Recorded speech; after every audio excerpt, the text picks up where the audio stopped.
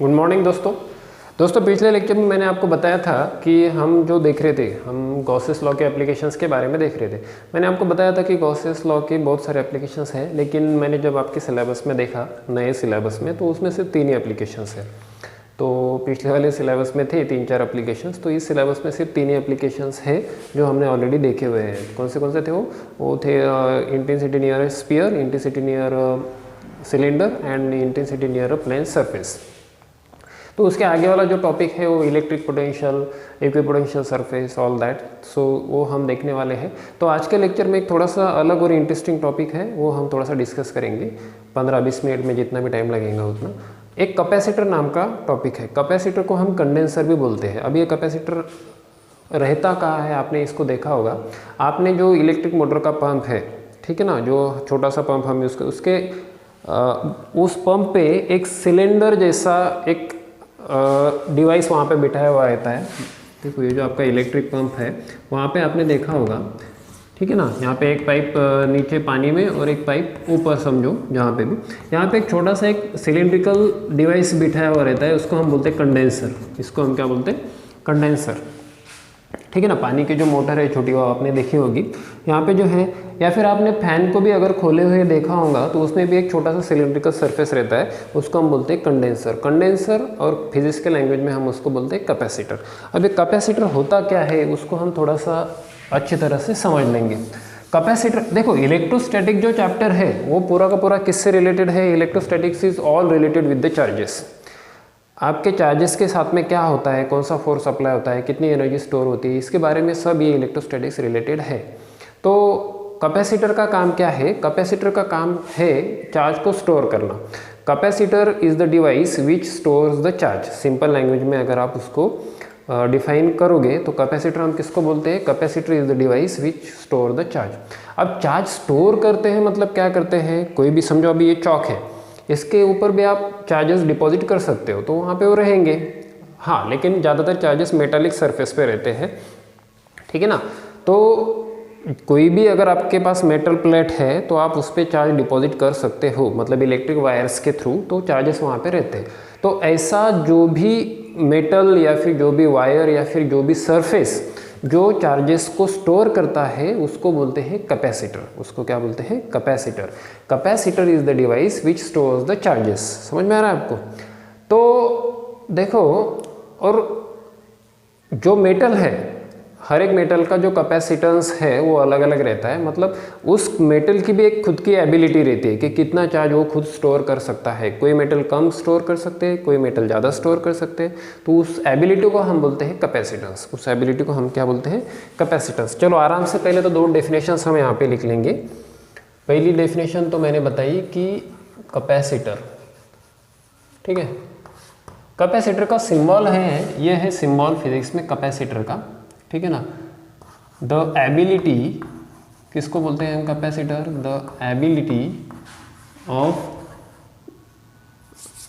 ये तो मैं कैपेसिटेंस की लिख रहा था, पहले कैपेसिटर के देखो। Capacitor is the device, capacitor is the device which stores electric charges, which stores electric charges. तो ये डेफिनेशन आपने पहले लिख लेने की है आराम से, ठीक है। उसके बाद में मैं आपको बताता हूँ यहाँ पे definition of capacitance. Definition of capacitance, capacitor तो हो गया। अब उसकी जो एबिलिटी है उसको हम बोलते हैं capacitance. The ability of conductor,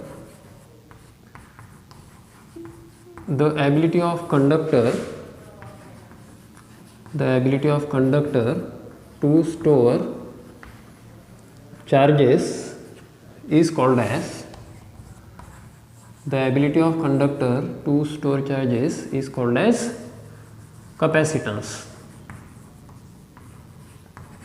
ठीक है। मतलब जो भी मेटल आप यूज़ कर रहे हैं उसकी खुद की एक एबिलिटी रहती है कि उसमें आप कितना ज़्यादा से ज़्यादा चार्ज डिपॉजिट कर सकते हो, उसको हम बोलते हैं कैपेसिटेंस। उसको हम क्या बोलते हैं? कैपेसिटेंस। देखो अभी होता क्या है, सपोज आपके पास एक मेटल प्लेट है, उस पर आप चार्ज डिपॉजिट करते जा रहे हो, तो फाइनली उसकी कब ना कब लिमिट खत्म होने वाली है। समझ में आ रहा है आपको? ये आपके पास मेटल प्लेट है, उस पर आप चार्ज डिपॉजिट करते जा रहे हो तो एक लिमिट के बाद में उसकी कैपेसिटी खत्म हो जाएगी, मतलब उसकी जो एबिलिटी है वो खत्म हो जाएगी। तो इसकी जो ज़्यादा से ज़्यादा एबिलिटी है चार्जेस को पकड़ के रखने की या फिर चार्जेस को स्टोर करने की, उसको हम बोलते हैं कैपेसिटेंस। उसको हम क्या बोलते हैं? कैपेसिटेंस, ठीक है ना। तो यहाँ पे क्या होता है, इस कैपेसिटेंस की वजह से आपका क्या बढ़ता है यहाँ पे? चार्ज, और चार्ज बढ़ने की वजह से क्या बढ़ता है? वोल्टेज। Q यानी कि चार्जेस, Q यानी कि क्या बच्चों? Q को हम क्या बोलते हैं? चार्जेस। V यानी कि क्या? वोल्टेज। V यानी कि क्या? वोल्टेज। तो जितना आप चार्ज डालोगे उतना वोल्टेज बढ़ेगा, जितना आप चार्ज डालोगे उतना वोल्टेज बढ़ेगा। तो हम ऐसे लिख सकते हैं Q is directly proportional to the voltage. Q is directly proportional to the voltage. Obviously ना, जितना आप चार्जेस इस पर डिपॉजिट करोगे उतना इसका वोल्टेज बढ़ेगा। सो हम यहाँ पे लेते हैं Q is equal to C into V। ये जो कांस्टेंट है यहाँ पे हमने ये जो कांस्टेंट लिया हुआ है यहाँ पे, इस कांस्टेंट को हम बोलते हैं कैपेसिटेंस। इसका जो कैपेसिटेंस है या फिर कैपेसिटी, कैपेसिटेंस, और इसको आप सिंपल लैंग्वेज में क्या बोल सकते हो? कैपेसिटी। तो एक फॉर्मूला आपके सामने तैयार हो गया कि Q is equal to C V. Q is equal to C V, ये फॉर्मूला समझ लो। Q यानी कि क्या? मेटल पे डाले हुए चार्जेस। Q यानी कि क्या? मेटल पे डाले हुए चार्जेस। C यानी कि क्या? उस मेटल की कैपेसिटी। इन तीनों चीज़ों को अच्छी तरह से समझो, कैपेसिटी, और उसको हम कैपेसिटेंस भी बोल सकते हैं। V यानी कि क्या? उस मेटल के वोल्टेज। V यानी क्या? क्या? उस मेटल के वोल्टेज। तो ये है तीनों के बीच में formula, Q is equal to C V. आप इसको घुमा भी सकते हो, आप C is equal to Q upon V ऐसे भी लिख सकते हो, V को अगर आपने इधर भेज दिया तो, या फिर आप V is equal to Q upon C ऐसे भी लिख सकते हो, है ना। इन तीनों तरह से आप इस फॉर्मूले को लिख सकते हैं, इसके अलावा कोई रास्ता नहीं है, सब के सब इसमें आ गए, ठीक है ना। तो what is Q? Q is equal to C V. Capacity समझ में आ गया, कैपेसिटेंस समझ में आ गया। तो देखो, और कैपेसिटर का सिंबल, इसको हम बोलते हैं कैपेसिटर। कैपेसिटर का सिंबल रहता है ये, ठीक है ना। उसमें दो प्लेट्स रहती है, एक पॉजिटिव प्लेट रहती है और दूसरी प्लेट रहती है नेगेटिव, ठीक है ना। कैपेसिटर को मेजर करने के लिए माइक्रो फैरड, कैपेसिटर को मेजर करने के लिए उसका जो यूनिट है, unit of capacitor is basically farad. Unit of capacitor is basically farad. तो उसमें micro farad, nano farad, pico farad, Faraday. Faraday is the name of the scientist. According to the scientist Faraday, the name is given Farad. समझ में आ रहा है आपको? F means Farad and it is given according to the name of the Faraday. तो micro means कितना होता है? 10⁻⁻⁶ farad. Nano means कितना होता है? 10⁻⁹ फैरड। पिको मीन्स कितना होता है? 10⁻12 फैरड। तो इस तरह के अलग अलग यूनिट है कैपेसिटेंस के या फिर कैपेसिटर के। इतना आपको अच्छी तरह से समझ में आया होगा। अब कैपेसिटर को हम कैसे जोड़ सकते हैं? आपको रजिस्टर पता होगा, हमने 10वीं के चैप्टर में करंट इलेक्ट्रिसिटी में रजिस्टर नाम की कंसेप्ट देखी थी। क्या थी रजिस्टर नाम की कंसेप्ट? कि हम रजिस्टर को एक तो सीरीज में जोड़ सकते हैं या फिर पैरेलल में जोड़ सकते हैं। आपको अगर याद होगा तो 10वीं के चैप्टर में अगर आप रजिस्टर को सीरीज में जोड़ते हो तो इसका जो रेजिस्टेंस है इक्विवेलेंट, उसको हम RS बोलते हैं। वो कितना आता है? अगर ये R1 और R2 होंगे तो ये कितना आता है? यहाँ पे R1 प्लस R2। अगर आप इन्हीं दो रजिस्टर्स को R1 और R2 को पैरेलल में जोड़ते हो तो इसका जो रेजिस्टेंस है उसको हम RP बोलते हैं, और उसको कैसे लेते हैं हम? 1/RP is equal to 1/R1 plus 1/R2। तो ये हो गया पैरेलल कॉम्बिनेशन और ये हो गया सीरीज कॉम्बिनेशन। सीरीज और पैरेलल आपको समझ में आता है? सीरीज यानी कि एक के सामने एक, पैरेलल यानी कि दोनों के कनेक्शंस कॉमन होने चाहिए। इस कनेक्शन को हम क्या बोलते हैं? इसको हम बोलते हैं पैरेलल कनेक्शन और इसको हम बोलते हैं series connection. S stands for series, P stands for parallel. अब इन दोनों के जो फॉर्मूले हैं एग्जैक्टली कैपेसिटर के फॉर्मूले इनके उल्टे हैं। यानी कि अगर आपके पास दो C1 C2 होंगे, यहाँ पे अगर आपके पास दो C1 C2, अब ये सीरीज़ में अगर होंगे तो आपका जो सीरीज़ का फॉर्मूला है वो 1/C1 प्लस 1/C2 इस तरह से आएगा। और अगर आपके पास में ये C1 और C2 दो है, ठीक है, ये दो कैपेसिटर अगर आपके पैरेलल में होंगे तो आपका इसका जो सीरीज़ का पैरेलल का फॉर्मूला है वो CP is equal to C1 plus C2 ऐसे आएगा। रजिस्टर का जो सीरीज का फॉर्मूला है वो कैपेसिटर के पैरेलल में अप्लाई होता है। देखो ये RS और ये CP देखो, और रजिस्टर्स का जो पैरेलल का फॉर्मूला है 1/RP वाला, वो यहाँ पे सीरीज में यहाँ पे अप्लाई होता है। ठीक है ना, इनके बीच में पहले फ़र्क यहाँ पे समझ लो आप। तो देखो स्टूडेंट्स, हम क्या डिस्कस कर रहे थे कि रेजिस्टेंस का जो सीरीज़ का फॉर्मूला है वो यहाँ पे पैरेलल में अप्लाई होता है, और रेजिस्टेंस का जो पैरेलल का फॉर्मूला है वो यहाँ पे सीरीज़ में अप्लाई होता है। देखो अभी ये होता कैसा है, हम कंसिडर करेंगे कि connectivity of capacitors, connectivity of capacitors. तो सबसे पहला हमारा जो टॉपिक है उसको हम यहाँ पे मैं हेडिंग लिख देता हूँ, पहले देखेंगे हम। देखो आप बताओ कैपेसिटर को पहले किस में जोड़ना है, कैपेसिटर्स इन सीरीज या फिर पैरेलल, कोई भी बताओ। कैपेसिटर इन सीरीज ले लो, चलो ठीक है। तो कैपेसिटर अगर आप सीरीज में लोगे तो consider C1 C2 C3, 3 capacitors,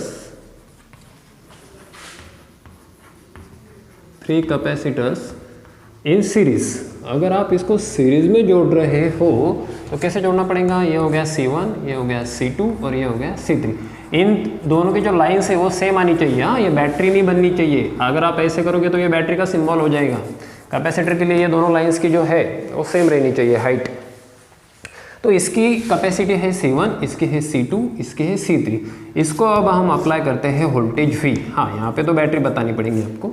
इसको हमने कितना वोल्टेज अप्लाई किया है यहाँ पे, टोटल V समझ लो। हाँ, टोटल वोल्टेज कितना अप्लाई किया यहाँ पे V। थोड़ा सा टेढ़ा हो गया ना, तो सीधा कर लेते हैं, चलो ठीक है। एनीवेज, तो इसमें से जो टोटल प्लस Q चार्ज निकलेगा, टोटल चार्ज यहाँ पे जाता है। करंट यानी कि क्या, चार्ज। करंट यानी कि क्या, चार्ज। तो यहाँ पे ये जो चार्ज है सीरीज होने की वजह से यहाँ पे भी Q चार्ज जाता है, यहाँ पे भी Q चार्ज जाता है, और यहाँ पे भी Q चार्ज जाता है।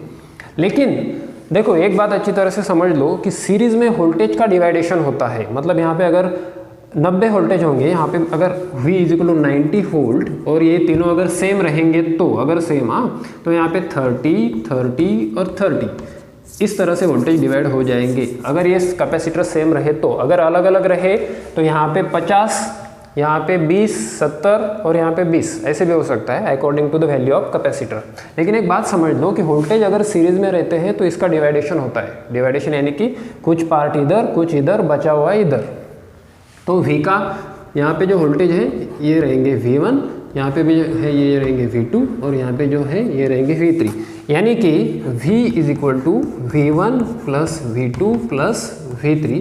जैसे कि मैंने आपको बोला, अगर 100 वोल्ट होंगे तो इसका डिवाइडेशन समझ लो, एक को अगर 40 वोल्ट गए तो दूसरे को समझो अगर 30 वोल्ट गए, 40 और 30 कितने हो गए, 70, तो तीसरे को 40 वोल्ट। तो इन तीनों का एडिशन बराबर 100 होना चाहिए। इस तरह से वोल्टेज का हमेशा, रेजिस्टेंस के बारे में भी ये लागू होता है। रेजिस्टेंस भी अगर सीरीज में होंगे तो वोल्टेज का डिवाइडेशन होता है। तो हमारा जो अभी फॉर्मूला था वो क्या था, Q = CV। Q = क्या था, CV। चलो ये जो तीनों कैपेसिटर आपने जोड़े हैं, इनका combine capacitors let CS = equivalent capacitance. CS को हम क्या बोलेंगे स्टूडेंट्स, CS = इक्विवेलेंट कैपेसिटेंस। मतलब इन तीनों का मिलके अगर हमने CS पकड़ लिया तो इन तीनों के मिलके वोल्टेज कितने हैं, V, और इन तीनों का मिलके चार्ज कितना है, Q। Therefore Q = CS × V। Q = CS × V। इसको दे दो आप इक्वेशन नंबर 1। इसको दे दो आप इक्वेशन नंबर 1। फॉर C1 अगर आप यहाँ पे अब हमारा फॉर्मूला अप्लाई करेंगे, Q = CV का फॉर्मूला आप अगर यहाँ पे अप्लाई करेंगे तो इसका चार्ज कितना है बेटा, इसका चार्ज है Q, ठीक है। फॉर C1 इसका चार्ज कितना है, Q। इसका कैपेसिटेंस कितना है, C1, सो C1 लिया मैंने, और इसका जो वोल्टेज है वो कितना है, V1। अच्छी तरह से समझ लो। फॉर C2, हम C2 के बारे में बात कर रहे हैं अभी, ठीक है। C2 का भी चार्ज कितना है, Q = C2 का कैपेसिटेंस कितना है, C2, और C2 का वोल्टेज कितना है, V2। फॉर C3 के लिए चार्ज कितना है, Q। C3 का कैपेसिटेंस कितना है, C3, और C3 का वोल्टेज कितना है, V3। तो अब हमारा इक्वेशन नंबर 1 देखो, इसको जाने दो, इसकी ज़रूरत नहीं है, इसको इक्वेशन नंबर 1 दे दो।